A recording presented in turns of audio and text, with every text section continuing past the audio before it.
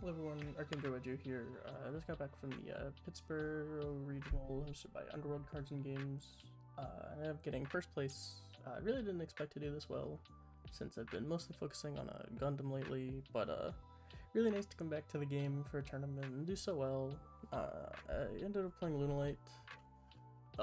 It's just kind of the deck that required me to know the least about the format, so I decided to play it. It's a lot of fun. I want to shout out to Jordan for lending me most of the deck. Shout out to Albert for all the staples that are super high rarity that were always in my hand when I needed them, which is cool. Shout out to all my friends. It was so cool being at top tables with them all day and just chatting and all that. Really, really good experience coming back to the game. But yeah, quickly through the deck. Not gonna do like too much theory and all that. Just don't think that there's much that needs to be said.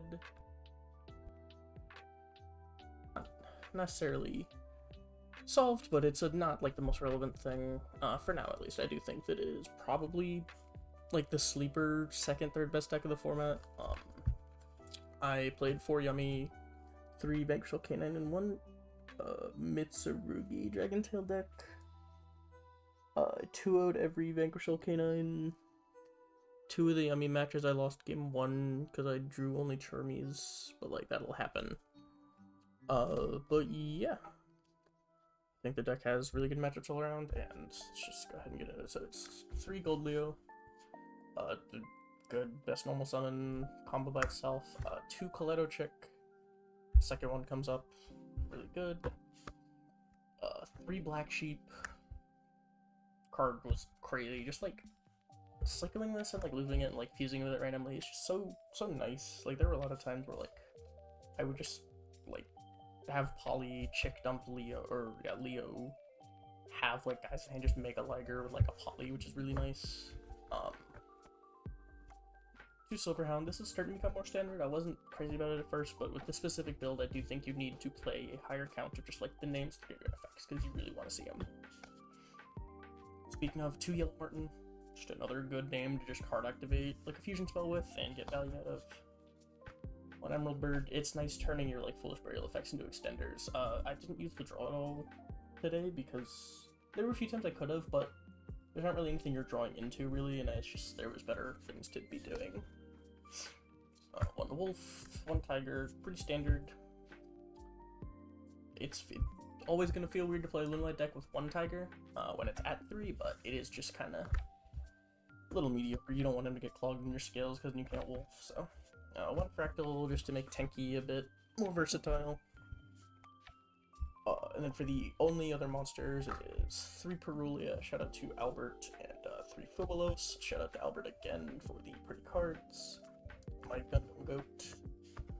Onto the like starter spells, 3 Masquerade, 3 Tenki, 3 Foolish Goods, 1 Foolish Burial for like the combo starter extender type cards, just like spells. They all get you to where you want to go by themselves. They're great in tandem. I really didn't have any like 1 card combos with this deck that I knew going into it. It was a lot of just kind of figuring stuff out, which is how I like to play the game, so this was kind of perfect. 3 Perfume. I side out the 3rd one going second a lot of the time, but it is just nice to have. A lot of the time, Perfume Dancer is kind of the thing that gets stopped, so being able to access Perfume anyway is really important. And then for the actual MVP, 3 Heavy Poly in the main, and 2 Lunalight Fusion. That's another reason why like the monster count is so high, even in terms of like the names that are a little less good, like Yellow Martin, Silverhound, stuff like that, is that this deck should win going first, especially game 1. Just about all the time. You can play through matchups really well. You're playing a lot of really powerful cards. And going second, especially against Yummy, if you're able to activate a card, activate one of these, and it resolves, you win the game right then and there. Because the Liger checks the full Yummy board. Sticking a Liger and playing under it is so important going second, because it insulates a lot. Like it checks the like a Zuna Ripper, it checks the like the Z monsters, the like it's stuff that isn't Vanquish Soul, and it checks the Yummy synchros and all that, which is really important. Plus it's like heavy polying and like pitching 2 to 3 guys from hand and like banishing a Leo from the extra deck, or like with the Lunalight fusion. It's so much advantage. It's ridiculous. 2 poly. I liked it. There were a few times where like searching the second one came up, hard drawing it, and just like starting my turn with activate poly if he was like Yellow Martin Silverhound, like just felt crazy. Traps and run foolish goods, and then the 44 in the main. Yeah, so onto the extra deck, tokens, and shout out to the Soletta prize card field center. So I'm not gonna player now apparently, but I'll cook up a regional any day. 3 perfume, dancer, 3 of the Leo dancer, and then 3 of the Liger dancer. I cut a lot of the more like versatility stuff out of the extra deck just to utilize playing these. The third of everything came up. I summoned 3 Liger quite a lot. People were very surprised to see that, but it is really easy if like that's your goal. But yeah, 1 saber. I made it once. It was nice. The graveyard effect won me so many games.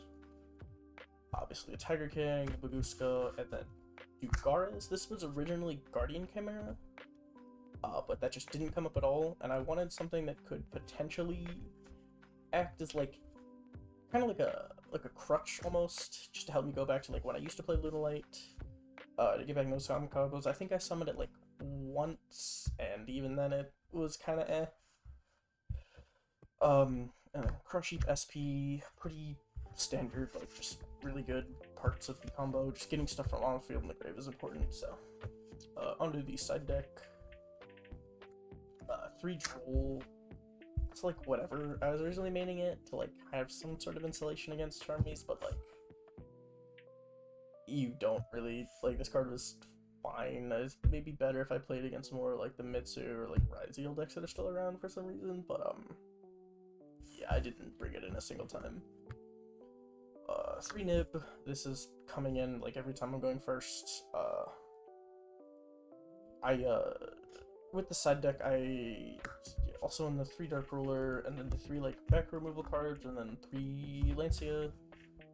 I learned quickly through the tournament that I want to be sending Yummy first, because I don't have much to bring in going first where I feel good about it. Like, because like against Canine Vanquishal, keeping in Lunalight Fusion Happy Poly's fine, because like if they play on your turn, they turn those on, that's really good. But against Yummy, I'd rather send them first when I have like these in the deck, like the Dark Rollers, the Nibs, the Lightning Storms, stuff like that. Just because I think that my deck is so much better when, like, I do think the Yummy matchup is favorable, and I do think that if I can out Herald or force the Herald early, I'm in a super good spot. If I activate one of the power spells and it resolves, they just win instantly. So yeah, that's kind of the theory behind the deck. Not really. Kind of rambled a bit, but it is like 11:30 and I've been up since all day playing Yu-Gi-Oh! So yeah, shout out to the boys, and yeah, thank you all for watching. Don't forget to like, subscribe. I'll catch you guys next time.